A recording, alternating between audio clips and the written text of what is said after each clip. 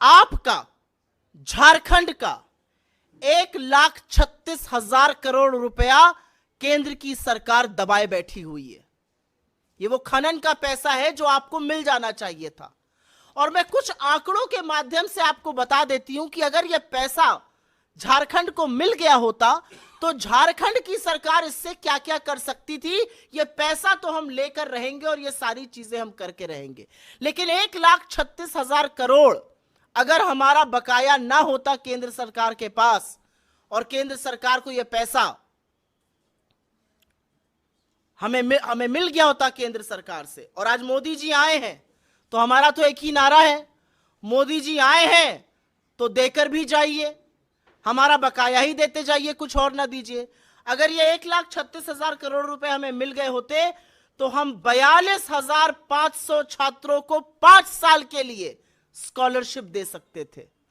5 साल के लिए 42,500 छात्रों को। अगर ये 1,36,000 करोड़ रुपए हमें मिल गए होते तो हम करीब करीब 3 लाख छात्रों को एकलव्य प्रशिक्षण योजना 70 साल के लिए दे सकते थे।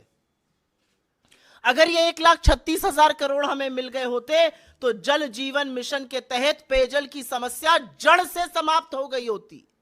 अगर ये 1,36,000 करोड़ रुपए पर कुंडली मारकर केंद्र सरकार हमारे पैसे पर ना बैठी होती तो 42,500 छात्रों को जो फॉरेन भेजकर, जो विदेश भेजकर पढ़ाने की छात्रवृत्ति है वो मिल गई होती। अगर ये पैसा 1,36,000 करोड़ जो हमारा पैसा हमें मिल गया होता झारखंड में तो 68 लाख किसानों का 2 लाख रुपए का ऋण माफ हो गया होता।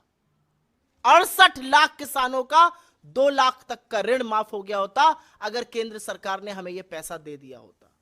अगर यह पैसा हमें दे दिया होता तो 68 लाख अबुआ आवास बन जाते, लेकिन यह पैसा हमें नहीं दिया गया और उसके बावजूद भी हमने जनहित और जन कल्याणी योजनाओं में कोई कमी नहीं आने दी। आपके साथ ये आंकड़े इसलिए साझा किए क्योंकि चुनाव का मौसम है और जुमले की बारिश करने वाले मैदान में उतर चुके हैं और बड़ी बड़ी बातें कर रहे हैं। तो उनसे ये सवाल पूछना है कि प्रभु सब कुछ तो ठीक है, 1,36,000 करोड़ हमारे कब दीजिएगा? दे दीजिएगा तो हमारे बच्चों का, हमारे युवाओं का, हमारे वृद्धों का, हमारे गरीबों का भला हो जाएगा।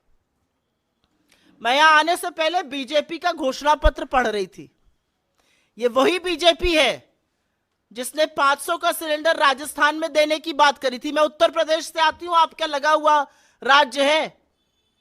उत्तर प्रदेश में कहा था हर होली हर दिवाली फ्री सिलेंडर मिलेगा।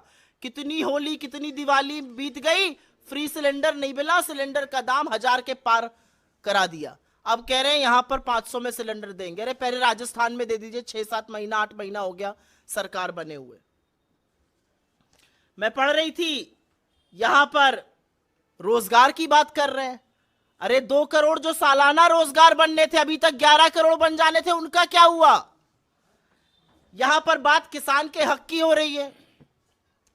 एमएसपी की कानूनी गारंटी पर 750 किसानों की शहादत पर चुप रहने वाले, कानून ना बनाने वाले यहां पर किसानों की बात कर रहे हैं। किस मुंह से आके झारखंड में आप बात करते हैं? आपके मैनिफेस्टो में सरना धर्म कोड भी नहीं है और असलियत यह है कि सरना धर्म कोड यहां की सरकार ने पास किया और 2 साल से आपके पास आपकी स्वीकृति के लिए दिल्ली में पड़ा हुआ है और आप उस पर कुछ नहीं कर रहे। आपने लगातार सीएनपीटी को लगातार कमजोर करने का काम किया है, जिससे आदिवासियों पर, वंचितों पर, शोषितों का आप शोषण कर सकते हैं। असलियत यह है कि आपकी सरकार ने आंगनबाड़ी में बच्चों का बजट आधा किया था। आपकी सरकार ने बुजुर्ग पेंशन को कम किया था। उल्टे हम अब सर्वजन पेंशन देने जा रहे हैं। पहली बार हिंदुस्तान के किसी राज्य में 50 वर्ष से ज्यादा के उम्र के व्यक्ति को यह पेंशन मिलेगी। अमूमन 60 साल से ज्यादा पर मिलती है। आपने 11 लाख राशन कार्ड खत्म किए थे, हमने वो बहाल किए और हमने नए लाभार्थी जोड़े।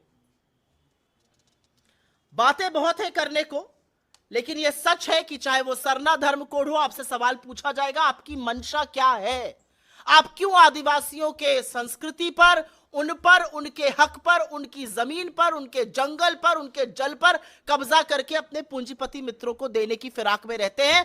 सब लोग देख रहे हैं कि छत्तीसगढ़ में सरकार बनते ही कैसे वहां पर लाखों पेड़ काटकर आप अपने पूंजीपति मित्रों को देने का प्रयास कर रहे हैं। इनके लिए एक कुर्सी लगा दीजिए यहां पे। असलियत यह है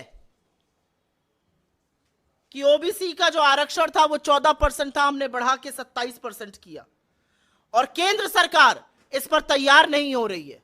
हमारी इन चीजों को स्वीकृति क्यों नहीं मिल रही है, यह सवाल हम जरूर पूछना चाहते हैं। और हम यह भी पूछना चाहते हैं कि औनी पौनी हल्की बातें करके चुनाव के मुद्दों से भटकाने वाले लोग आखिर में क्या चाहते हैं झारखंड के लिए, आखिर में वो क्या चाहते हैं झारखंड की जनता के लिए, वो क्या चाहते हैं झारखंड के गरीबों के लिए, यहां के आदिवासियों के लिए, यहां के मध्यम वर्ग के लिए, यहां की महिलाओं के लिए और यहां के युवाओं के लिए।